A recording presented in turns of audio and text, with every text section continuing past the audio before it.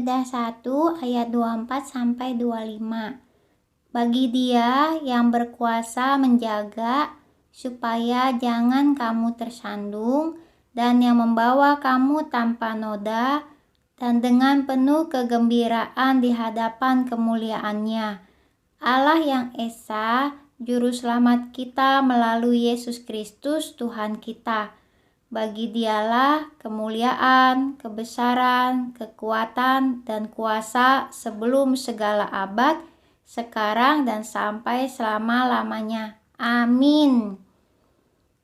Kayaknya ayat ini ada yang aneh ya.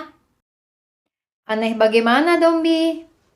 Ini Yudas bisa nulis dan percaya Tuhan tuh berkuasa supaya umat jangan tersandung.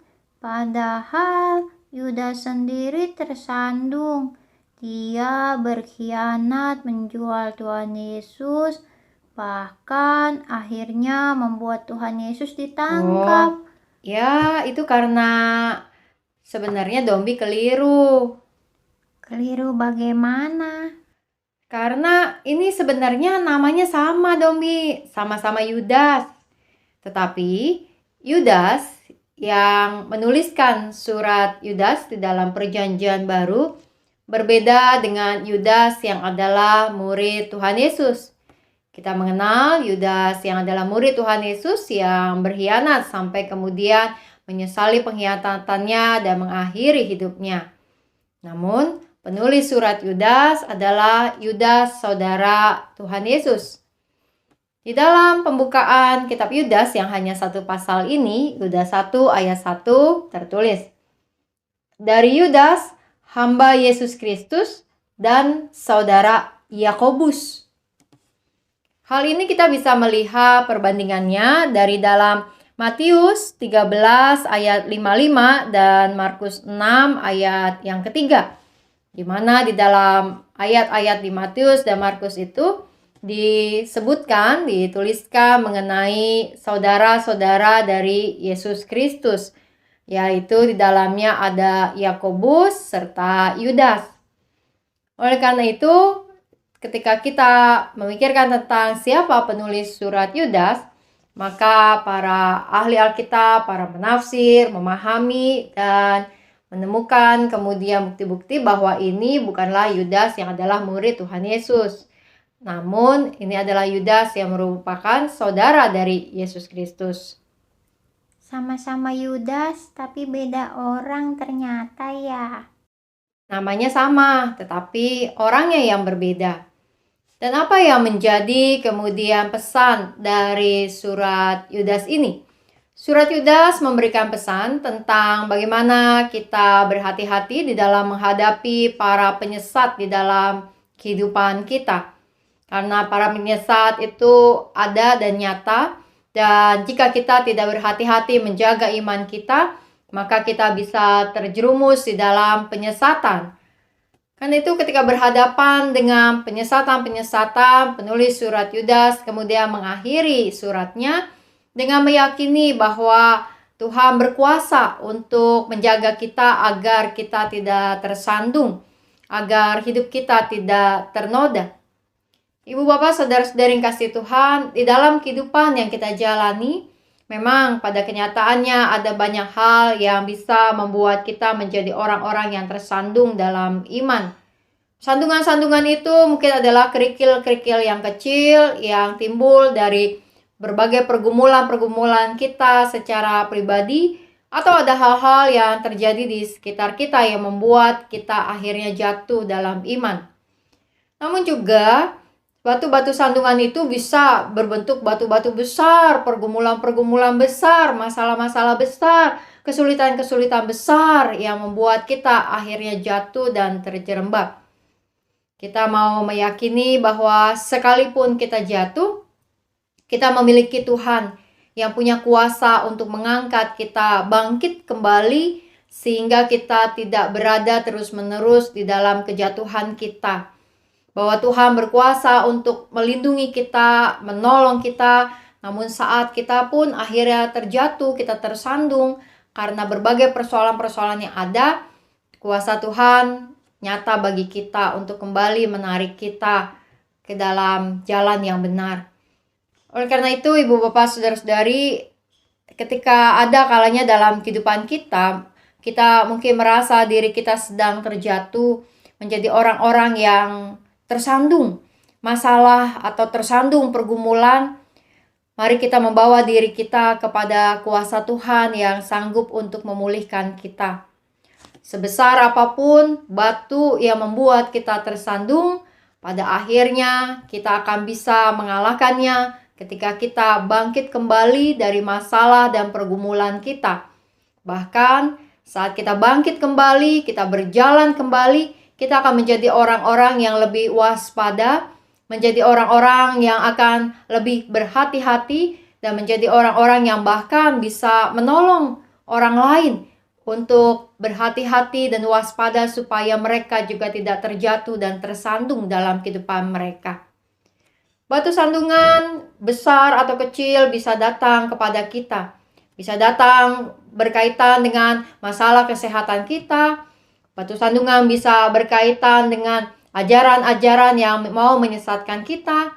Batu sandungan bisa juga datang dalam kesulitan atau masalah-masalah yang kita hadapi di dalam pekerjaan kita, dalam keluarga kita, dalam pelayanan kita. Ada banyak hal yang bisa membuat kita jatuh. Tapi mari kita mohon perlindungan dari Tuhan yang berkuasa agar kita tidak tersandung dalam hidup ini.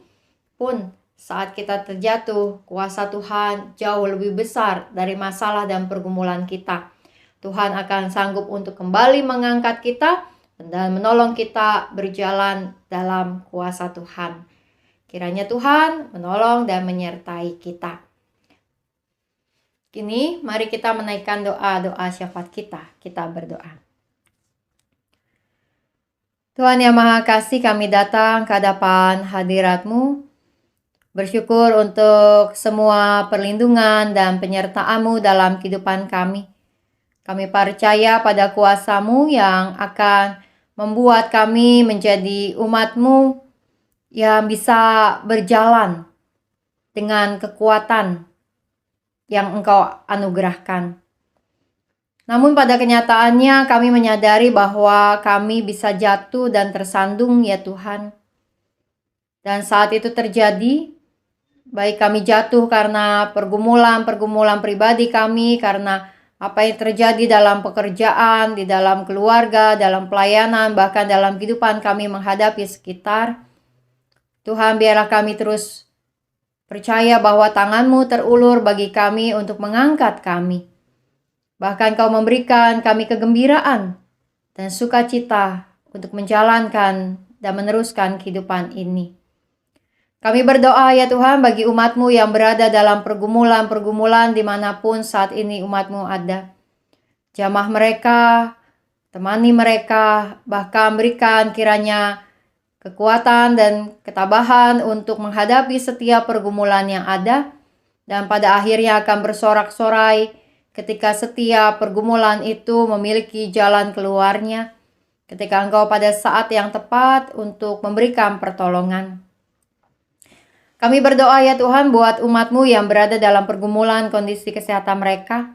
Untuk Pak Bambang Kristanto, Pak Hari Dwi Yoga, Ibu Suciwati, Bapak Kunjung, Bapak Andi Hamdono, Bapak Andris Theodorus, Oma Kim Hwa.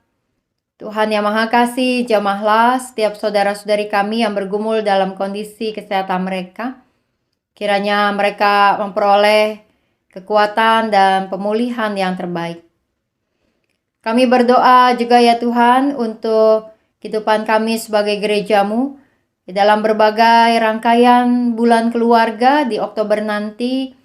Semua hal yang disiapkan kiranya dapat membuat iman umat-Mu di dalam keluarga semakin kuat dan teguh. Kami berdoa untuk proses pencalonan penatua kiranya juga terus berjalan dengan baik. Kami berdoa untuk perjamuan kudus pada tanggal 1 Oktober nanti yang akan kami rayakan. Biarlah kiranya juga mendatangkan satu kekuatan iman bagi umat-Mu. Kami berdoa juga ya Tuhan sebagai GKI Sinode Wilayah Jawa Barat, di mana akan ada persidangan Majelis Sinode Wilayah GKI Sinode Wilayah Jawa Barat pada tanggal 7 Oktober yang akan datang. Semua persiapan kiranya berlangsung di dalam penyertaan-Mu, sehingga persidangan berjalan dengan baik, menghasilkan keputusan-keputusan, dan bahkan juga pelantikan badan personalia yang baru.